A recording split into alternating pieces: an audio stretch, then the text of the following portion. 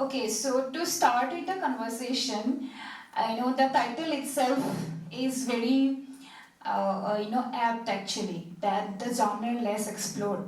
Because definitely in recent times we have had many literature, many remarkable literature on this genre. But however, the taboo still exists and the reader group is very limited. So to start the conversation, I think I'd like to, hear from both of you about how your journey started in writing about this genre, queer and sexuality and all these area. So maybe I'll start with whoever is, yeah. Okay, Vaishali, we'd like to hear from you first. Thank you so much for being here and for hearing us today. So my journey in writing started much early when I was young. I think writing was my safe space where I could express myself and not fear any repercussions of the thoughts and feelings that I was having. I'm dyslexic and I'm queer, and these are two truths I realized very late in life. So I was 20 when I realized I was dyslexic, and I was around 20 when I realized I was queer as well. So growing up, a lot of the feelings and thoughts that I was having was different from those around me, and were not things I could express easily. So writing started very early as a space where I could be free, where I could feel safe and not worry about who's going to read and what they're going to think. And because I started writing that way, it gave me the courage to be authentic in my writing because nobody was going to read it. And slowly that authenticity sort of percolated into, the life that I was leading as well. I started off when I realized that I'm dyslexic and queer. My first instinct was to hide it from the world because it's obviously not safe to be these things. So, but it just becomes really difficult and sometimes really taxing, very emotionally and physically taxing, to hide a part of yourself actively from the world. And I was used to being authentic and real in my writing, so I put that first, and I used that kind of courage that I got to be myself in the world as well. And then, sort of I found the safe space in my everyday life. I found a wonderful partner, and I found a job where I could be out, and that is a very big privilege that I am very lucky to have. So those propelled me to write a book where I can be myself authentically, and that's how I started writing, and that's how this book came to be. I think publishing it also, I had so many thoughts because what is good queer writing is something that we all, everyone has a different opinion. And someone who's not from the community may want to sanitize a lot of the, writing that queer people do because they may not find it to be queer friendly. There is a lot of that happens. So I wanted to be very raw and authentic, and I was really surprised that it actually got published by a big publisher as well. So and then it won an award. So all of that is like I'm still processing all of that because I didn't expect it to be received well that it did. So yeah.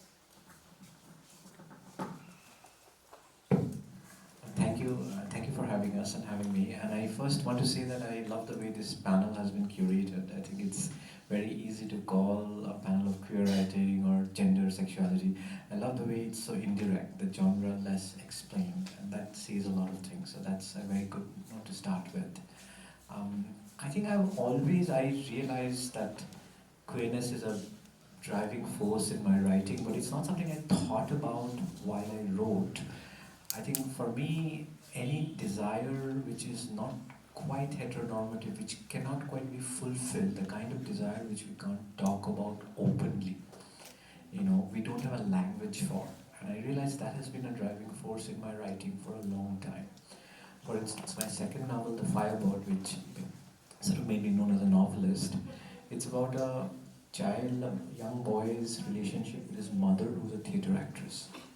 And this has some personal connections because my mother, who passed away young, was an actress. So I know the milieu, and I have these strange memories of watching a play from the wings or going to the green room and watching her half made up. And at the same time, experiencing this novel, The Boy, which is fiction, but he grows up with this kind of this Oedipal connection with the mother's body on stage. And very soon they realize that there's a lot of hypocrisy about women acting, connection with prostitution, this. And I think that this sort of confusion between art and life, which driven by a kind of incestuous desire, really drove that novel, and that created all kinds of implications here and there. And then I think that became a driving force in my book. So I did go to a boarding school, a very interesting a boarding school run by a Hindu monastic order, and it's supposed to be a saffron celibate boarding school, and yet there were boys coming of age there, and it's a strange celibate atmosphere where boys were touching each other, sort of. It's an age where it almost doesn't matter the gender of the person touching you. This kind of, and also the kind of culture of physical punishment of the boys. There was something bizarrely sensory going on, and I felt many years later, I sort of recall that atmosphere, like such a magnetic atmosphere where it's supposed to be austere and celibate, and yet this strange thing happening with these boys. And then I realized this has been written about in the Christian context, in the Catholic context with Catholic, but nobody has written about it in the Hindu context. And when I was thinking of this novel, saffron had taken on intense political color in India. This wasn't the case when, and then I thought that this novel, The Scent of God, where it's about a certain sensory, erotic, sexual coming of age in the context of monasticism. And also, so in a way I've always been drawn to that. So, and then I came to write this novel called The Middle Finger, which is like people are like, oh, what are you giving the middle finger? But it's really a kind of a contemporary campus novel, which is a retelling of the Ekalavya myth. Because there's a whole story about how Ekalavya cut his thumb and then he was given a boon that he can shoot with his middle finger. So, and I thought that was very interesting because in my novel, Drona and Ekalavya are both women. And there is a erotic connection between them, even as they replay the Drona and Ekalavya myth. So I've always been drawn to these themes. Even my last book, the novella Remains of the Body, where I think I wanted to talk about the queerness of straight lives. That even between male friendship, between men who are straight, there are strange moments of like locker room moments. There are those, and yet you think you're straight, and yet there are things that spill over. So I've always been drawn to desire which cannot quite be contained or named exactly as this panel calls, the things that are not explained. And I think unfulfilled desire is such a powerful narrative medium, because it's something which Keats writes about in The Nightingale, the kiss that'll never happen. It's frozen, and because it'll never happen, you'll always be excited about it, because once the kiss happens, oh, it's over, and then you're like, okay, cloyed and over and done with. But the kiss, the unfulfilled desire, I think there's no dearth of that in Bollywood or any of that movies. In fact, in Sanskrit poetics, the idea of biraha is very much the idea, the painful pleasure of being separated from the beloved.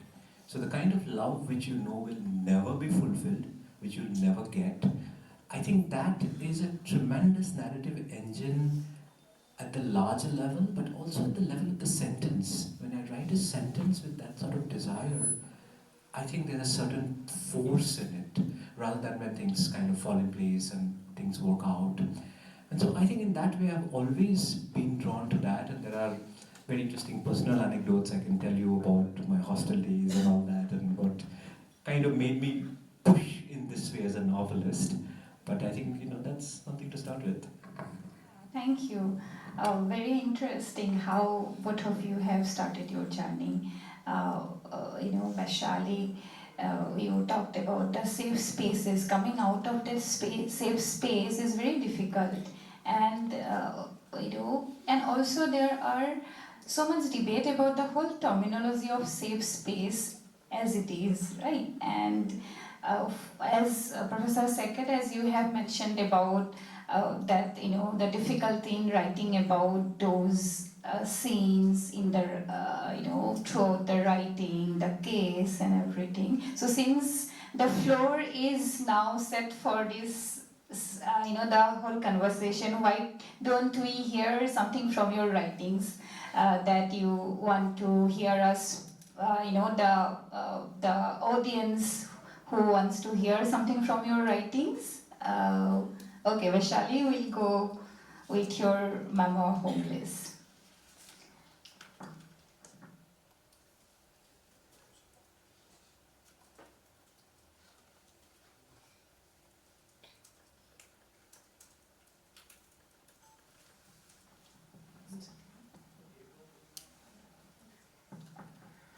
I'm reading from the first chapter. Coming out was a weird experience. I knew it would be disappointing news to my mother, who have been dreaming and hoping since the day I was conceived that I would fill the conventional middle class Brahmin woman shaped mold which she confined herself in. She just wanted me to get a degree from the top engineering college, marry a Brahmin dude, and have children, and it would bring her great happiness if I could just have done that. But I already disappointed her by not opting for science in 11th grade. I knew it was pointless to try to compete with others to get into a good engineering college. I knew my intelligence didn't translate in good scores in tests. I knew I was dyslexic before I knew what dyslexia was. Then I disappointed her some more by quitting the chartered accountancy course and dropping out of bachelor's degree. I didn't expect another disappointment to radically change my life, but everything changed the day I came out to my mother, even though I'm not even sure if I came out to her. I like girls, I declared to my mother. She tried to make a joke that I don't remember now. I'm serious, I like girls, I am in love with Bhavya, I said. Remember, we went to her Bharatanatyam dance performance. My mother's eyes widened. She made an angry face and asked, "Are you pregnant?" "Are you asking me if I'm pregnant?" "Yeah." "How can I be pregnant?" I said. You need a man to. Did you have premarital sex?" "I don't want to discuss that with you, it's my private life," I said. "Did you have premarital sex?" "I won't say." "How would you know if you didn't have premarital sex? Answer me. Did you?" She looked raging mad. "Yes." "How dare you have premarital sex?" "But how can I have postmarital sex with a girl?"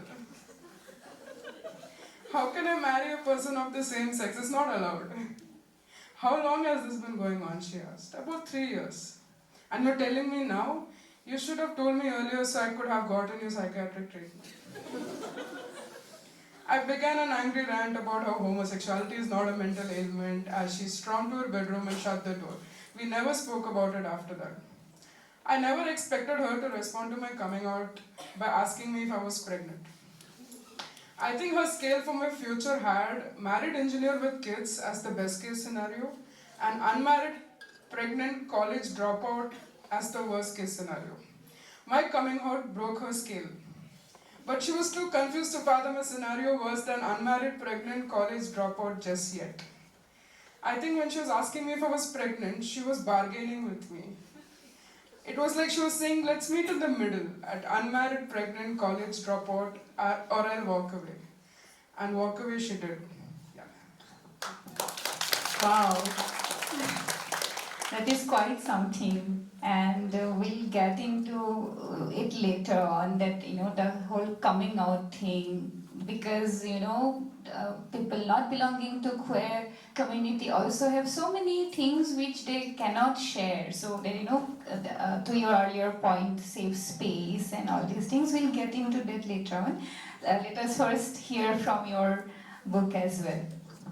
Quite fascinating. I mean, when you deny homosexuality exists, then how do you even accuse? It's really interesting. I think I will just read from the opening of the novel because I think openings are the best. It doesn't have to explain anything. Just share this rather provocative cover, which I think that designer Pinaki De says that I asked the model to cultivate a look of delayed orgasm. So I don't know. That's okay. And I think that phrase has remained with the publisher. See, publisher is yours, man. So this is from a chapter called The Magic Wrist. Whenever India played Pakistan, the villagers in Mosulgaon wanted India dead. For the boys, that was the best reason to watch cricket on TV. The village was just outside the walls of the hostel. Their roars and firecrackers were real, an enemy of their own. That Saturday, India was to play Pakistan. But even such excitement paled next to that of watching it in the common room of Bliss Hall. It was a dark festival. All 80 of them packed on the floor of the room on the thick ribbed carpet. The door was closed and weak sunlight filtered through the glass pane of the windows. Garish light flickered from the TV set perched on the table in front. The boys wanted to shout and scream, but for Kamal Swami sitting on a chair at the back. Kamal Swami was unbeatable on the cricket field. He aimed like Arjun. His saffron robes flapped wildly in the wind when he bowled, and before he blinked, the ball blew up the wicket like a child's toy house. But he really spoke during match screenings, only once in a while to make a rare forecast whether a batsman would stay or get out. And he was always right, so that scared the boys a little. In the darkness, the common room became a maddening place.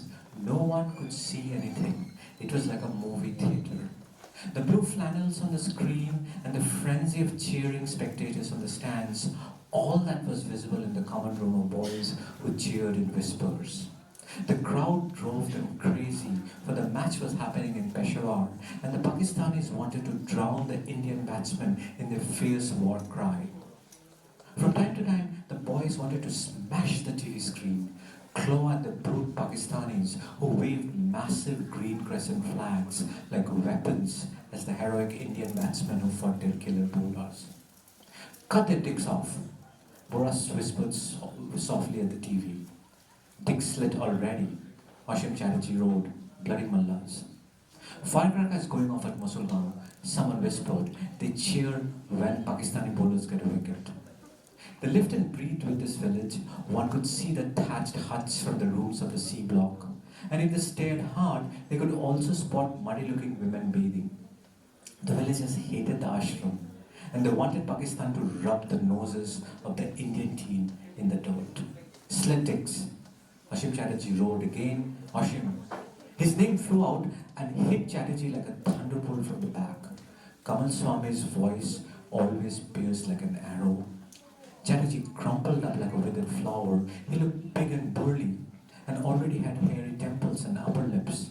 But it was easy to crack him, as under the loud body of a bully there was always shame, the shame of hairy whiskers and upper lip in class 7, and the reminder that he was a man among children. But Kamal Swami never had to say much. Silence thickened in the common room, the TV buzzing along. The flag-waving Pakistani crowd was gone, vanished into the television and far away in Peshawar. Anirban glanced to his left. Kajol stood staring at the TV. His face said nothing. The Swami's voice had not touched him. He never rested till the last equation on his homework was solved to perfection and nobody ever found a balled up sock under his bed. Was he really watching the match or just looking at the TV because they were all supposed to?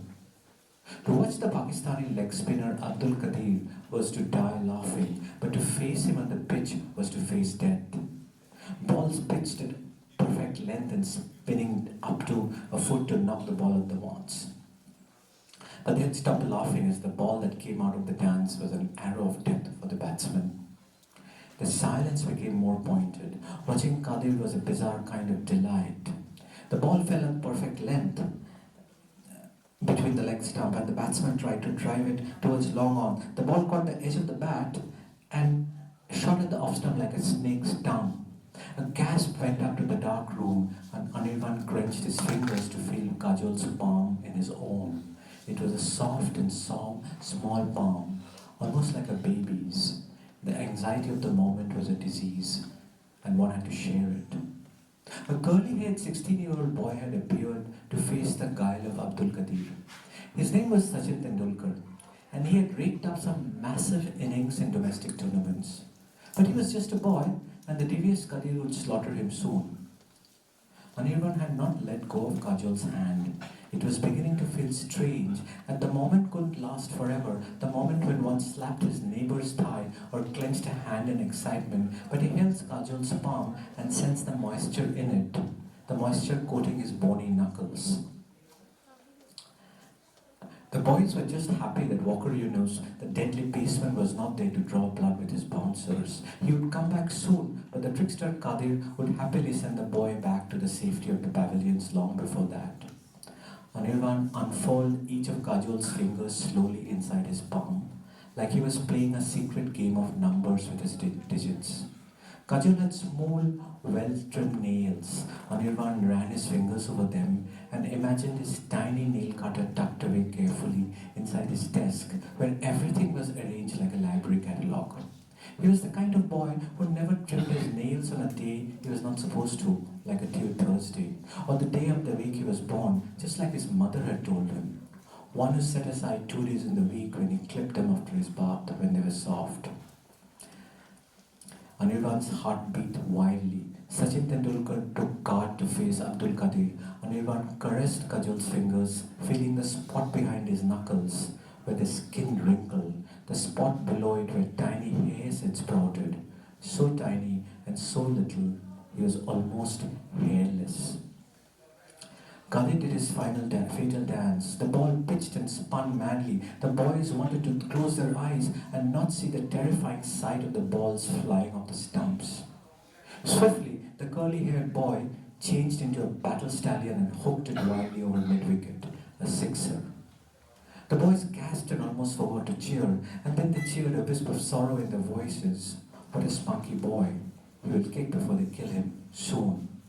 Anirban squeezed Kajol's hand. His fingers slid back, caressed his wrist, the baby bone awake on the corner, the veins of the pulse that made up the soft belly of the wrist. It was his to play with. It did not question Anirban's claim on it, doing whatever he wanted to do with it. He did not dare to look at Kajol, but he knew he was staring at the TV. Did he resent having to watch cricket? Perhaps the rowdiness of the Pakistani spectators and the rowdiness of Ashin Chatterjee made him wince. I think I'll stop there. Thank you.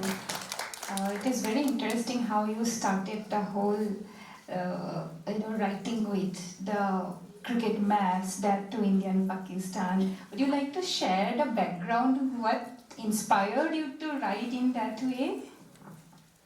So these were, I'm a very atmospheric writer. I think people always ask me what you get, the story or the plot or the characters. I always say the atmosphere. If the atmosphere is very magnetic, and in this case, I was talking about, this is a cricket match, but I was thinking of this prayer hall where all these boys are sitting and singing religious hymns, and there's a smell of incense and flowers. It feels very sacred. And then suddenly your knees touching the boy next to you. And then you see their body, and it's a strange mix of the spiritual and the erotic. And I thought, oh my God, I must write about this place. And so a little personal involvement here is very interesting. So I went to a school like this, and for some reason people figured out that I could write well. So immediately I became the designated writer of love letters. This was, I'm talking late 80s, early 90s, so people were still writing handwritten letters. And you won't believe I must have written at least 30, 40 love letters. Always on behalf of boys to other boys. Like, they'll come and tell me like, oh, I really like this guy. Will you write a letter on my behalf? So I would write the letter. And it's quite fascinating. I didn't realize it's actually training to be a novelist, because when you write, I don't know, I guess you probably have DM'd on Instagram on somebody's behalf or pretend to be somebody else. When you pretend to be somebody else, you're essentially becoming a novelist. Because a novelist is a lot like being an actor. When you're writing a love letter for somebody, whatever, email, letter, messenger, you are imagining a desire that you don't have. But you have to imagine that desire. Oh, I must write for this person and I have this great crush on this person. But you don't have a crush on that person. But you have to simulate that crush. And unless you simulate that crush well, the letter will not carry that feeling. And it's hilarious, the things that happened out of those letters. I'll just tell you one story. So there were these, and this was actually not involving boys and girls. So this was in class 11 or 12. One boy had a crush on a girl outside, and but he got somebody else to write. I had left the school by then. This is after. So he got somebody else to write the letter, and then a third boy delivered the letter to the girl, and this went on for a while. And then at some point of time, the boy said, okay, let's meet. Can we meet? And the girl said, yes. Let's meet. Now the question is, who does she want to meet? One person has the crush, one person has written the letters, and a third person has delivered the letter.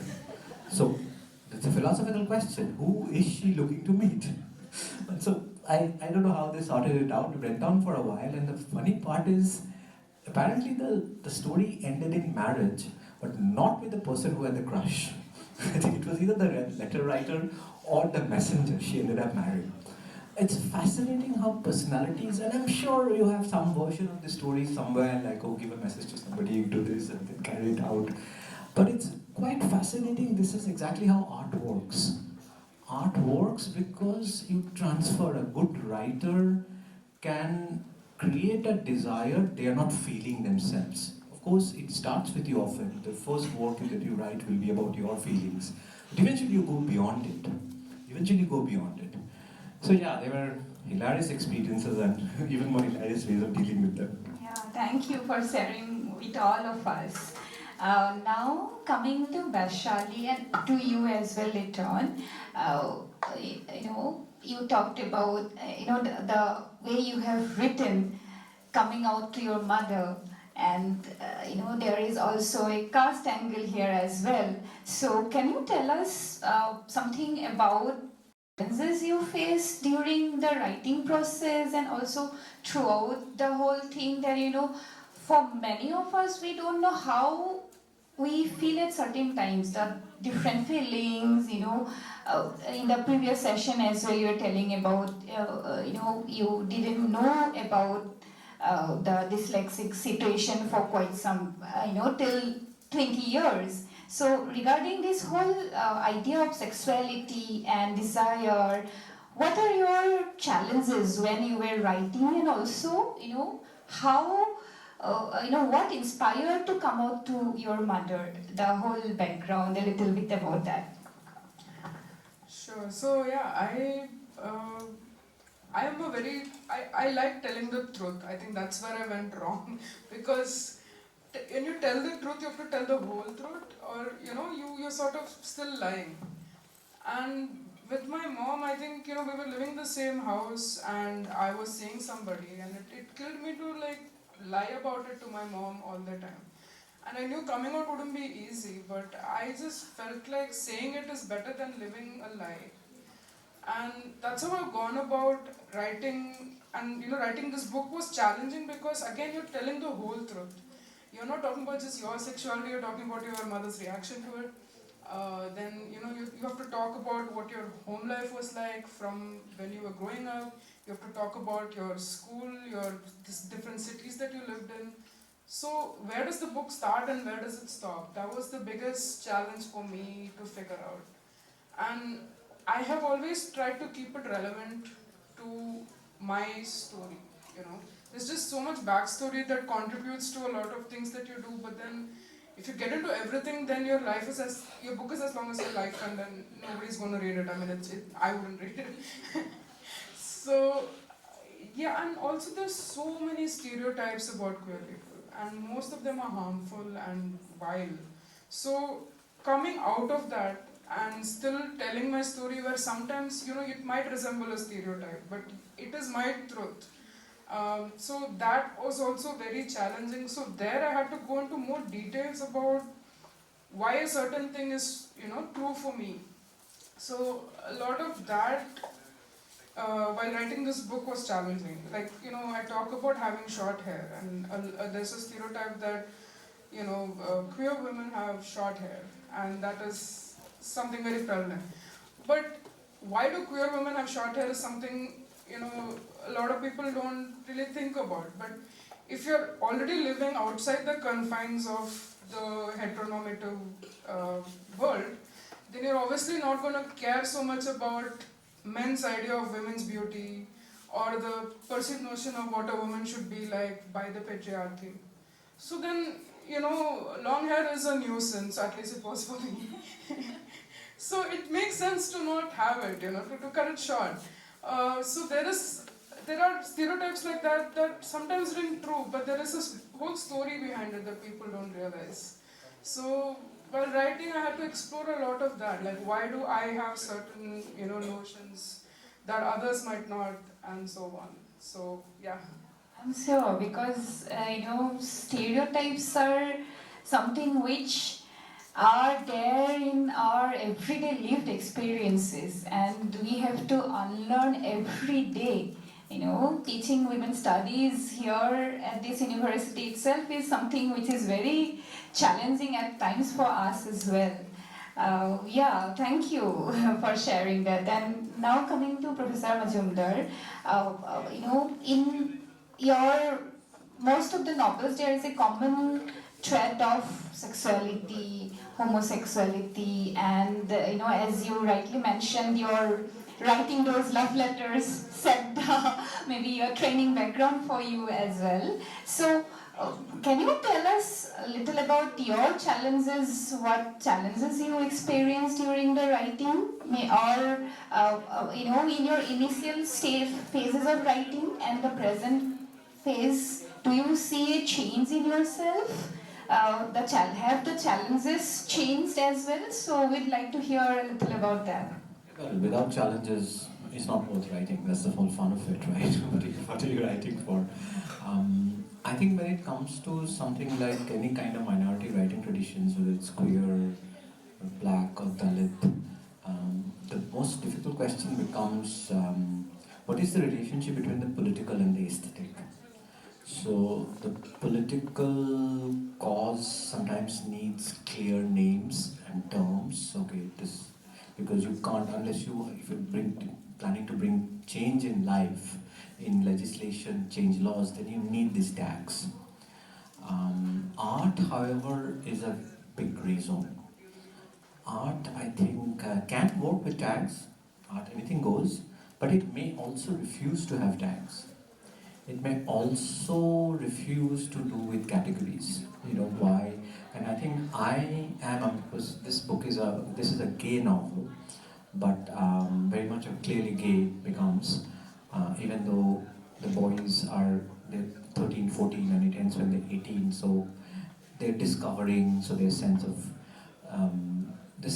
queerness is also very not clear. And I think this book came out shortly after 377, Article 377 was, and there was an expectation of a more polemical book. So literary world liked the book, but some activists said that why don't we have a more kind of polemically queer book where queerness is really out there. And I think that just wasn't possible, given this is a really young boys, they're in a monastery. That is the nature, and I think as a writer I have to be true to the world I'm creating.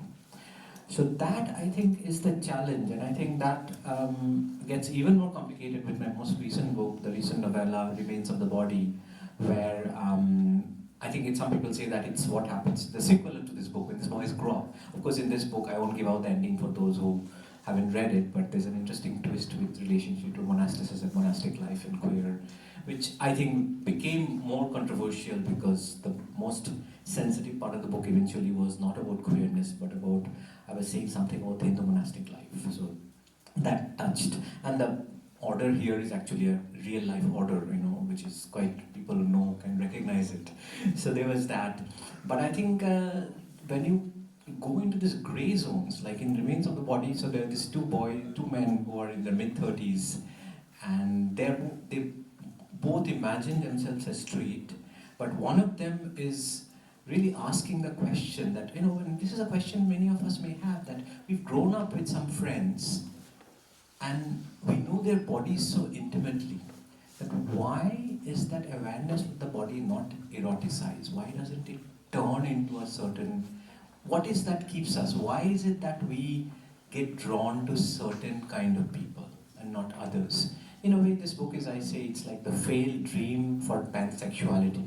in an ideal world, we should be drawn to all genders, irrespective. But I think it's kind of sad that most of us are not pansexuals. It's kind of sad. I think it's a kind of a sexual democracy, a utopian democracy of desire where we could all be pansexuals. But it's not like that. And that is the question that comes up in Remains of the Body. And I think then what happens is one of the friends is married, and then the unmarried friend has a certain relationship with his friend's wife. But then the irony is that he doesn't know if it's a straight desire or a queer desire, because when he is intimate with his friend's wife, he's wondering, oh, this is the body which has known my friend's body the closest. It's almost like my way of accessing his body, which I can't access directly because certain parts of my life are straight. So it's a kind of very and I think when you're exploring, this is exactly where it's so hard to explain this kind of desire. I don't know if you felt that ever. You have a great close friend and their partner, and your attitude towards the partner or that friend, because you know this person knows my friend in ways I won't. They know their bodies, they've experienced their bodies.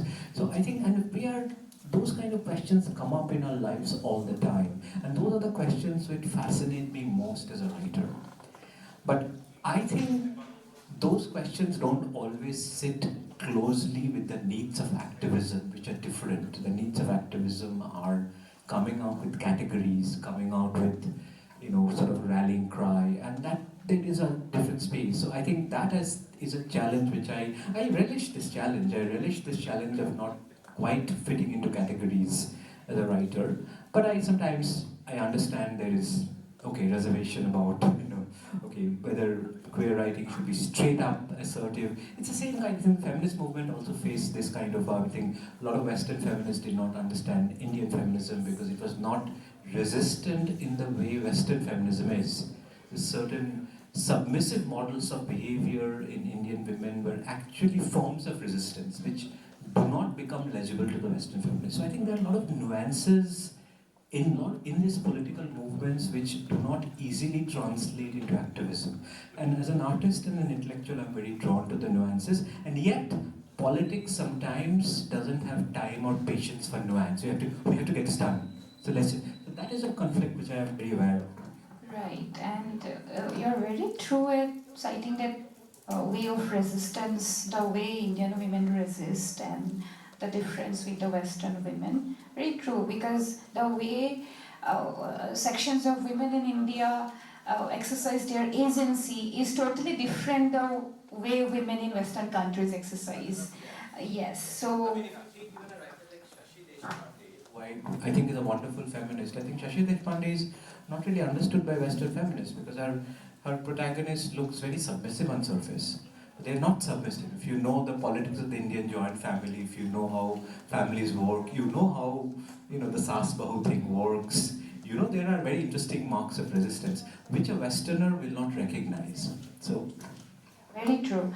And you have also mentioned about the whole political movement and how movement and activism also, have impact on the writings. So, what do you think if Vaishali, I'll start with you, that what do you think if your book was published maybe 15 to 20 years back, how things would have been there, how the readers would have responded? Because as Professor Majumdar has rightly pointed out, that movement, and especially after the 377, a lot of writings are coming in this genre. It is definitely less explored, but many people are started writing in their own way. So what do you think? What if maybe 15 to 20 years back? That's a very scary thought. I'm thinking about the movie Fire and the backlash that it got, and I think that would have been pretty much what would have happened. But for a book about sexuality, there's barely any sex in my book. It is actually not about. I think some people even came back and said, there is no lust, there is no desire in the book itself. And that's another thing that people misunderstand, and to contrast with what SAIKAT has been saying, it's sometimes desire becomes a very cerebral thing as well. It doesn't have to be lust specific. So a lot of those nuance, especially from a women's perspective, become very misunderstood in the queer lens as well, because queerness is often explored from a male gaze again. So I don't know if my book would have been as had as much backlash as Fire, maybe not. But it is still scary to think, because I published this book only because Section 377 was no longer a law. Um, I would have maybe published it much later in life if it had still been a law, because I don't want to risk my life or get any kind of that kind of backlash, because you have to still get a job and like earn money and like pay rent and stuff, which are very real things that if you can't do, and if you don't have your family's support and generational wealth, then it becomes very scary. So I don't know if I would have been able to take a risk like that 20 years ago.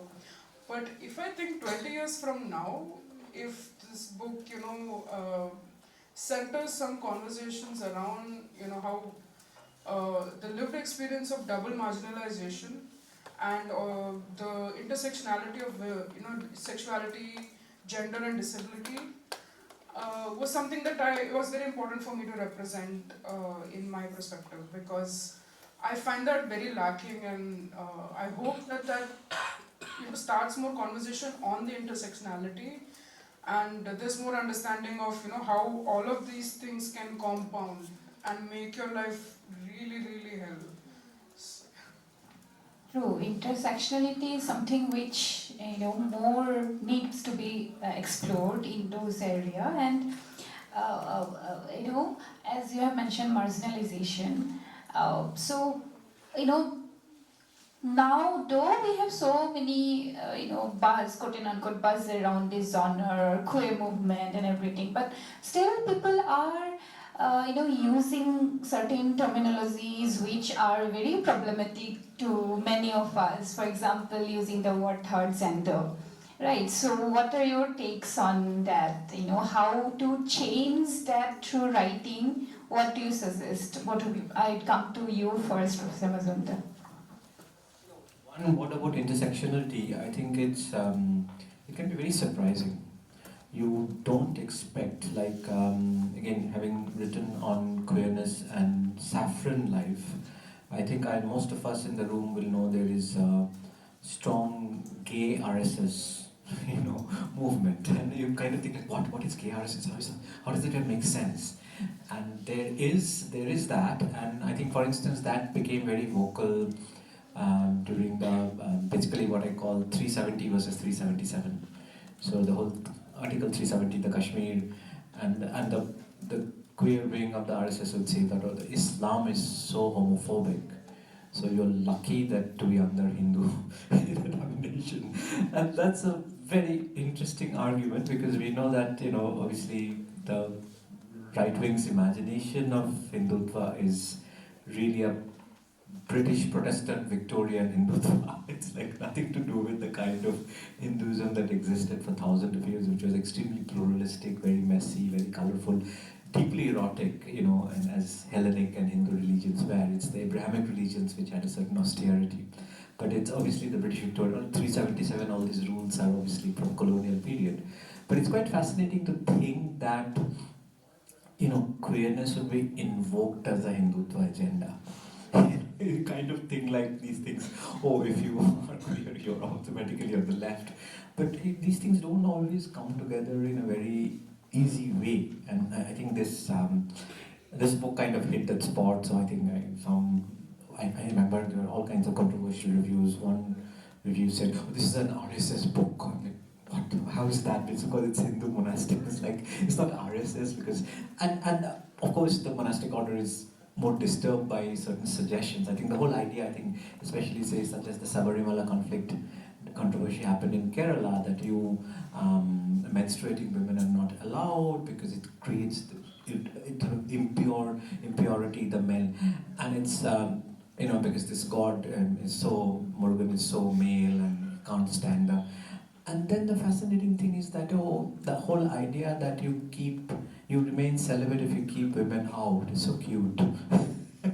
it's such a naive idea that you will automatically, so you kind of, equate sexuality with women, whereas male life has, in fact, in this book, there's a chapter called Women Gold, which is, I think the word used in the original context was Kamini Kanchan. So Kamini Kanchan is Kamini women and Kanchan is gold. So it's like the temptation. So in a way, this is a complete denial of homosexuality. And the irony is that cultures which deny homosexuality often end up creating a safe space for it. Because if you don't acknowledge it, then it doesn't exist. And I think the reason this novel became a little kind of controversial was that the monastic order thrives on this male bonding, and it's austere because it's male. And by creating that space, it creates other forms of bonding which maybe cannot be talked about. And maybe that keeps the brotherhood together.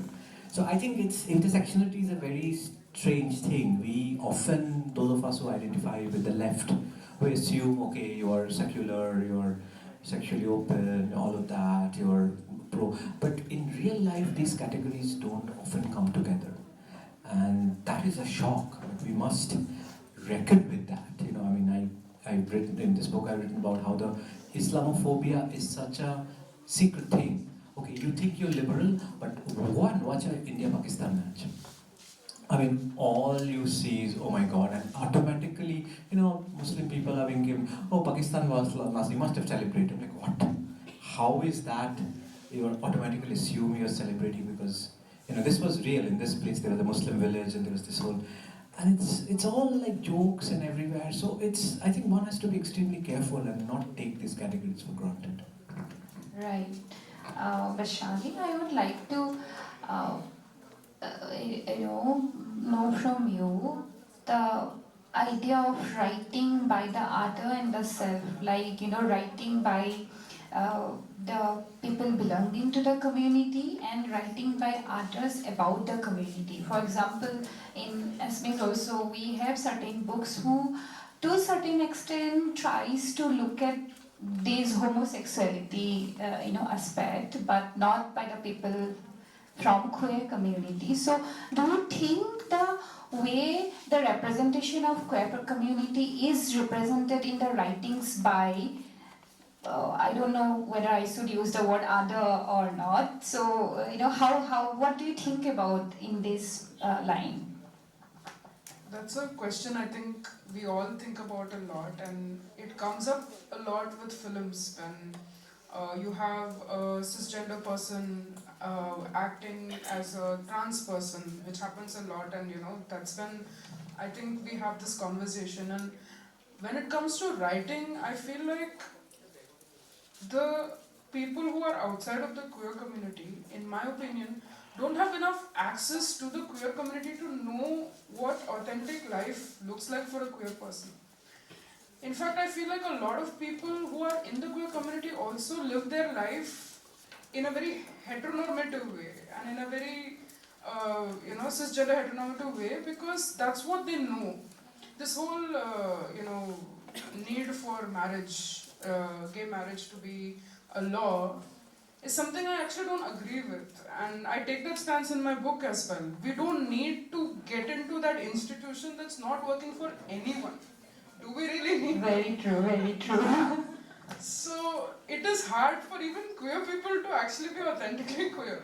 It's just so used to seeing that binary mother-father, and we're so used to seeing their lives, how it plays out, that we also sort of adopt that. So a person who's out of the queer community writing about queer people and somebody who's actually adopted the heteronormative way of life as a queer person, I don't see them writing very different books anyway. But then if you see, at least, there is some authenticity to when you're from the community, you can talk about your experiences at least. But when you're not from the community, you've not really met a queer person, you've not known a queer life intimately, how can you even write about it? Then you're sitting in a room thinking about, okay, if two men are together, what would their life be like, right? And that's what a lot of people do. You see movies like Blue is the Warmest Color. what was that? I mean, I don't know. So many of these queer women movies are either like completely like have like no desire or too much desire. There's no like middle ground in how they're portrayed, and a lot of times I'm like, did you even talk to a queer woman? Like, did you even see a queer woman before making this movie? And it's always, a lot of times cis heterosexual men who make these movies. So I feel like that gatekeeping somehow makes sense because we want to stop this bad representation uh, by people outside, but I don't think people inside the community may also do justice to representing themselves. So I don't know how to solve for it, but yeah. So, Which is why even when you talk about the language, the third gender and so on, right. the word lesbian itself, it irks a lot of people because it's misappropriated by porn. I mean, you think of lesbian, you think of porn. Nobody thinks about like two women actually living together, growing all together. That's Nobody- stereotypical idea, Yeah. and in the media, cinema, web series nowadays, the way it has been portrayed in so many of these are very stereotypical in their own way, very misogynist as well. Now coming to the end of this conversation, to both of you, how do you want to see that changes, or any specific changes you want to see in the coming few years or a decade from now on? What changes you would like to see in the writing about queer genre? Professor SAIKAT, I'll start with you. Yeah, Uttarakhand just passed the draconian living laws. I hope other states don't follow, and it's just clearly, I think, what is increasingly indicative of sort of repressive governments is they are coming after your private life. It's no longer just what you vote for, the public opinions, but who you sleep with, who you talk to, and that is not just the right. I mean, even I have memories of 80s and 90s communist Bengal. Similar things were also happening. That my theatre novel is set about actresses' life. So there's a kind of a monitoring of personal life, which I think is very problematic. So I think that whole marriage thing, I'm also quite interested to say that I have another friend, Nilandri Chatterjee, who said exactly the same thing. It's like it's a good thing the marriage built-in class, because who wants marriage? It's a mess. Do we really want? Then there are other gay men said, oh, we want we want the gay people to suffer too. So we want them to get them the taste of marriage. Why? Why it's like something like, no, we want the same suffering. And then I have friends who said that no, it's a symbolic thing. It's not about whether it's good or bad, but at a symbolic level, you must at least have access to the same rights that the rest of the society do. But clearly, I think you're absolutely right. It's not about who you are, and this is where something like patriarchy goes way beyond if you're a man or a woman. We all know sometimes the most effective agents of patriarchy are women. It can be, It's obviously, whether again the mother-in-law thing, I'm not going to go into that, but it's clearly has been carried out. So I think the thing is that when an ideology becomes larger than individuals, it becomes a system, and it becomes so invisible that you don't know that you're acting on its behalf. And this whole, I think the one thing I keep hearing, keep sort of seeing, is that the kind of patriarchy there in the queer world, clearly there's much more representation of gay men and gay writers than there are lesbian writers. And those are also very interesting things that are, I think, for me, there's so much to say, so many things. One thing I'd say, I keep coming back on this whole point of the artistic and the political. I think the artistic and the political need to recognize each other's difference and at the same time work together. To know that the artistic can be a powerful vehicle for the political, whether it's writing, whether it's film, whether it's music. It can be a very powerful vehicle for the political because people eventually respond to those forms. They are not going to sit and study bills unless you're a political science student, or they will respond to those.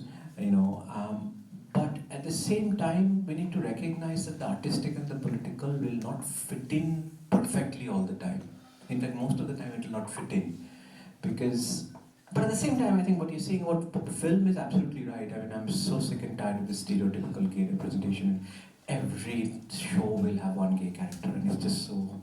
And that's cool. It's just kind of coolness, and they just get it so wrong. So, I mean, it's a kind of a tough thread. You need to be sensitive, and yet, I think art needs to break boundaries. It needs to. Art is a dangerous space. I mean, one of my favorite examples is Vladimir Nabokov's novel Lolita, which is it's a classic novel. What an amazing novel! I hope some of you have read it. But it's essentially about pedophilia. It is about this incredible character who sees a 52-year-old man. He's saying, "I'm in love with a 12-year-old girl," and it's really pedophilia, and it's a literary classic. I think art has to leave space for the dangerous, even for the irresponsible, which will not necessarily translate into political activism all the time. But at other times it will. So I think that is art and activism needs to work together with this understanding in mind. I absolutely agree about everything you said, and I remember this film executive I was talking to about film adaptation of my book Homeless, and they said, "Oh, we've done lesbian film." I'm like, "Which lesbian film? I've not seen any good one." They're like, "Oh, we did that. एक लड़की को देखा तो ऐसा लगा the Hindi film. We've done lesbian films. I mean, nothing new to say about it." So yeah, there is that notion that you've done justice to a subject by making one film about it, and that's what I need. I don't want that. I mean, we want diverse representation, also intersectionally diverse representation, and mainly I'm proud of my book because it doesn't follow the general rules of a memoir. I've adopted the rules to fit my narrative. Because everything I have to break, right? I mean, I've been breaking, whatever expectations were there from me as a woman, as a Brahmin person, and as a, even in terms of academia, whatever was expected from me. So I think we need more rule breakers who don't really try to confine themselves to the genre, even the genre that we're talking about. It may not work for queer writing. We want to explore more different ways of writing as well, and different voices being represented. I really want to read caste awareness, that intersection for sure, and that I think something that I look forward to. Hopefully, it happens in the next few years. And in queerness itself, there is so much to explore. There's so much nuance from North India to South India, Northeast India to West India. It's going to be very different, the way we express ourselves, the way we are conditioned, and how we break that conditioning, and how we, become ourselves. So I look forward to that, and more regional books. And again, coming back to the terms, we still don't have words for queerness in many regional languages. I don't know about Assamese, but We don't. Yeah. We use the word queer. Exactly, yeah. Some, I mean, exists, but it does not do justice to the idea of queer. Mm. Yeah. It's debatable, definitely. It is different from queer. Yeah. Yeah, when I was coming out to my grandparents, I'm like, what do I tell them? I mean, there's no Tamil word. Even if there is, they wouldn't have heard about it, right? It's a word we came up with. So we need to make that more mainstream. Hopefully, more regional language books come out which are queer, that begin to come up with these words that we can then use to come out to our grandparents. Yeah. Yeah, more voices are definitely what we look for to explore more about in the area, and also more works needs to be done in the area of queer and gender-based violence as well. That is something which will be possible only if people try. More voices are generated from within the community. Otherwise, again, it's the other and self debate comes into the scene. So with this, I think we'd like to have few questions. We'll open the floor for discussion. So I would request our volunteer to kindly circulate the mic.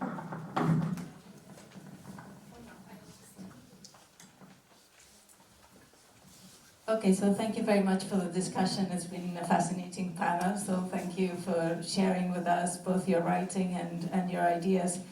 I had a question that I wanted to ask, but now that you were talking about the terms, I have moved away from it a bit, because I am a translator by profession, and I have also worked in development, particularly in Tamil Nadu, but also in other countries. And of course we included the perspectives of diversity and sexuality. And I think sometimes we're so keen on using the Western views of sexuality that we forget that our own communities have their own understandings of sexuality. And we need tools also to explore that and to see what references we have in our own communities without always having to go back to, you know, what the West is offering as identities or as words. And actually that relates to the question that I initially wanted to ask you, because I was here this morning as well, listening to VAISHALI, and you said that writing is lonely, and I always say that writing is a community. We always write from a community, for a community, with a community. So I wanted to ask you about your communities, and sometimes the communities are not books. There are people in our family, there are people around us who've been queer, who've given us other ways of understanding ourselves, and I hope, and I'm very happy to hear that your books, and you were mentioning this, you also see your books as a way of creating that community, but we should not forget that we are not alone. There are always others who have been there, maybe not visible, but it is also, I think, as queer writers, it's also interesting for us to make those lives visible too. So that is just a couple of thoughts and the questions. Thank you again. Thank you so much. I mean, I think I forget that there's a community most of the times because, you know, the act of writing is so gruelingly lonely in ways where you're so intimately with what you're trying to write that you sometimes forget that you can let people in and actually, you know, it can be a beautiful thing. So yeah, I absolutely agree, and thank you for your words. Yeah. But you also remember the community, because literature is always intertextual.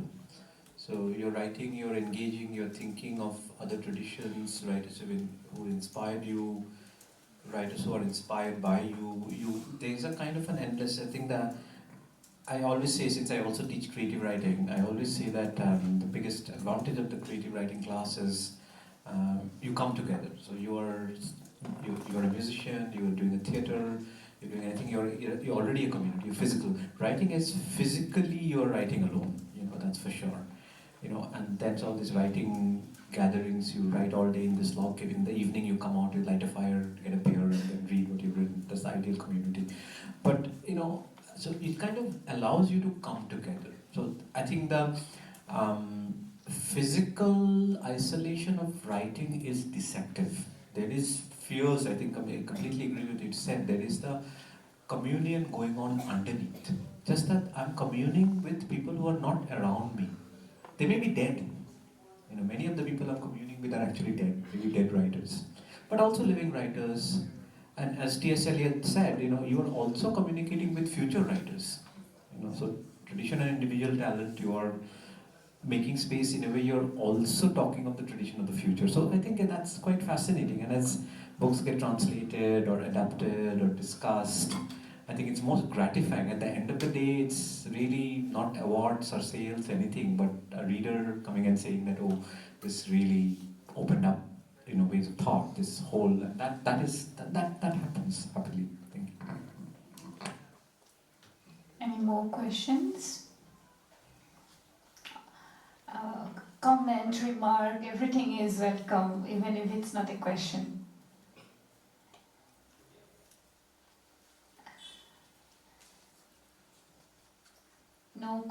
No questions? Then I think with this we can wrap up this session, maybe. Okay, so you know, before we end this session, I would really like to thank both of you, VAISHALI and Professor Majumdar, for this very interesting, thought-provoking session where You have enlightened with us so much of nuances of writing, your obstacles or challenges, or even the background stories were very, very interesting. And I'm sure everyone have enjoyed this session. And because I was given the responsibility at the very last moment, I hope I could do justice to this session and while initiating the conversation. And I'd also like to thank the hall insers of this session, Dr. Rosmirekha Bhuiya from the Department of History, and rapporteurs Angshuman and Jyotishmita from Department of Political Science, and our media partners. And last but not the least, volunteers Arnab Borua, Anika Chotia, Krishna Rani Miyok, Sumo Pegu, Rimzim Madam, and of course, all of you who have gathered here to listen to this conversation. And right after this session, after a 15 minutes break, we have the session called Publishing Decoded, where we will have Dibrugarh Sarma in conversation with Abdullah Silla, Kartika VK, and Manu Dash. And with this, thank you so much. Thank you. Thank you for your questions. You really guided us in the right direction. Yeah. It was wonderful. Thank you so much. Thank you. And I think in the very beginning I forgot to introduce myself. I am Devojani. I teach at the Center for Women's Studies and I do research work as well. Thank you.